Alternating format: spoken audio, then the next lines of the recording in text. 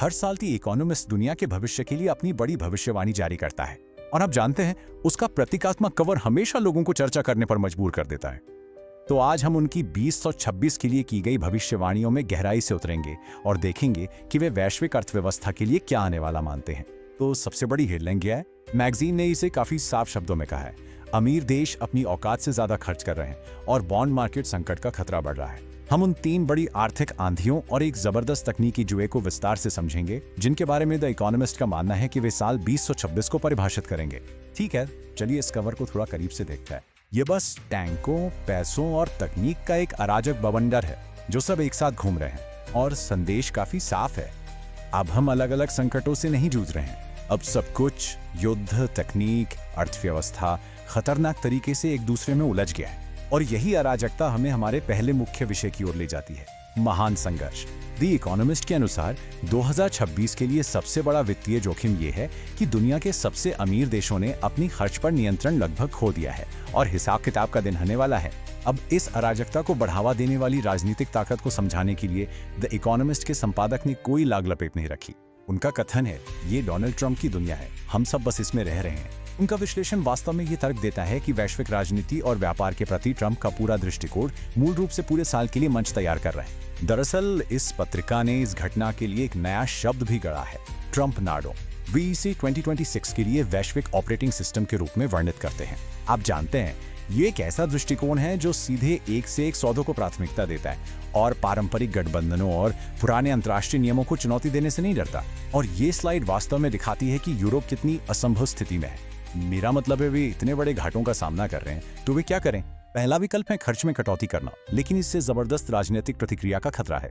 दूसरा विकल्प है खर्च जारी रखना, खासकर रक्षा पर, लेकिन इससे एक बड़ी वित्तीय संकट आ सकता है जिसमें निवेशकों का भरोसा ही उड़ जाए। ये एक राजनीतिक जाल है और इससे बाहर निकलने का कोई आसान रास्ता नहीं है। तो इसका आपके बटुए पर क्या असर पड़ेगा?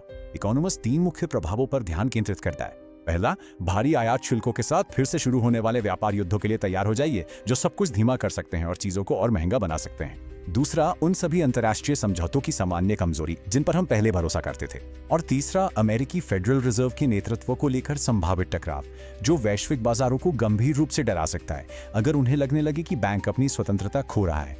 ठीक है, अब हम अपने दूसरे विषय पर चलते हैं, क्योंकि जहां पश्चिम इन कर्ज और राजनीतिक नाटकों से जूझ रहा है, वहीं पूर्व में उतनी ही शक्तिशाली लेकिन पूरी तरह विपरीत आर्थिक तूफान बन रहा है।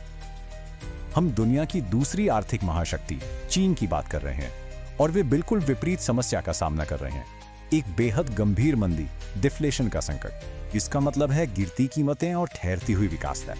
और 2026 में द इकोनॉमिस्ट का अनुमान है कि चीन ये मंदी, डिफ्लेशन बाकी दुनिया में भी निर्यात करना शुरू कर देगा।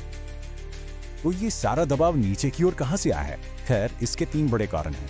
पहला, चीन के पास जिसे वे औद्योगिक अधिकता कहते हैं, यानी बहुत ज्यादा सामान है और वो इसे दुनिया को बेहद सस्ते माल बेचकर निकाल रहा है। दूसरा, ये जनसांख्यिकीय सर्दी, डेमोग्राफिक विंटर सिर्फ चीन को ही नहीं प्रभावित कर रही है, ये एशिया और यूरोप को भी प्रभावित कर रही है, जिससे आबादी के बूढ़े और घटने के साथ साथ विकास लगभग असंभव हो गया है। और तीसरा, और ये तो वाकई हैरान करने वाला है, भारत जैसा ताकतवर देश भी देख रहा है कि उसकी मुद्रास्फीति दर पूरी तरह गिरकर रिकॉर्ड निचले स्तर 0.25% पर आ गई है, जो उसके लक्ष्य से बहुत नीचे है। और यही है 2026 की केंद्रीय आर्थिक पहेली।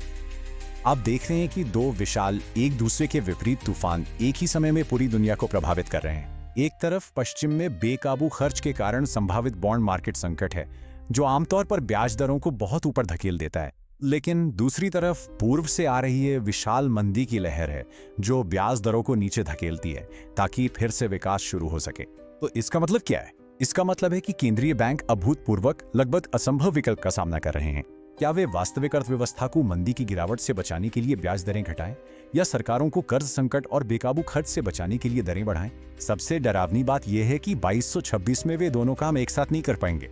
तो जब चारों तरफ कर्ज संकट और मंदी की इतनी बातें हो रहे हैं तो आप सोच सकते हैं, रुको, फिर टेक स्टॉक्स इतनी तेजी से क्यों बढ़ रहे हैं? और ये वाकई एक शानदार सवाल है। ये हमें 2026 की तीसरी बड़ी प्रवृत्ति की ओर ले जाता है, एआई पर $1 ट्रिलियन का बड़ा दाव।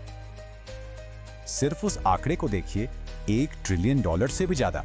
यही वो रकम है जो पहले ही एआई डेटा सेंटर्स बनाने में झोंक दी गई है, अक्सर तब जब कंपनियों के पास इस तकनीक के इस्तेमाल की कोई स्पष्ट योजना भी नहीं होती। इकोनॉमिस्ट इसे इतिहास के सबसे बड़े वित्तीय जुए में से एक बता रहा है, जो हमें उस असली $1 मिलियन या कहें $1 ट्रिलियन के सवाल तक ले जाता है, जो मैगजीन 2026 के लिए पूछ रही है। क्या एआई पर यह बेतहाशा खर्च सिर्फ दरारों को छुपाने का तरीका है? क्या ये बाकी अर्थव्यवस्था की बुनियादी कमजोरी को छुपा रहा है? दूसरे शब्दों में, क्या एआई का ये उछाल हमारे विकास के आंकड़ों को बस फुला रहा है, जबकि असली अर्थव्यवस्था असल में ठहराव में है? इससे वो स्थिति बनती है जिसे विश्लेषक अब बारबेल इकोनॉमी कहने लगे। ये एक शानदार दृश्यात्मक उदाहरण है। बारबेल के एक तरफ है कमजोर, जूझती हुई, डिफ्लेशनरी असली अर्थव्यवस्था, और दूसरी तरफ है कुछ चुनिंदा हॉट सेक्टर्स जैसे एआई में जबरदस्त महंगाई वाली एसेट बबल, और बीच पे लगभग कुछ भी नहीं। सबसे बड़ा डर तो यही है कि ये बबल हमेशा के लिए कमजोरी को छुपा नहीं सकता। तो आखिर इसका कोई मतलब क्या निकल रहा है? एक कर्ज संकट, डिफ्लेशनरी तूफान और एक विशाल टेक बबल।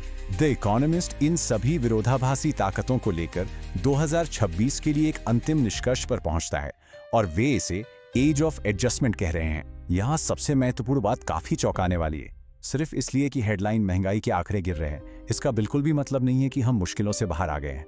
हम बस एक बड़ी समस्या के बदले दूसरी बड़ी समस्या से जूझ रहे हैं। एक ऐसी दुनिया में जहां आर्थिक विकास ठहर सा गया है। तो ये नया युग 4 मुख्य संघर्षों से परिभाषित होने वाला है।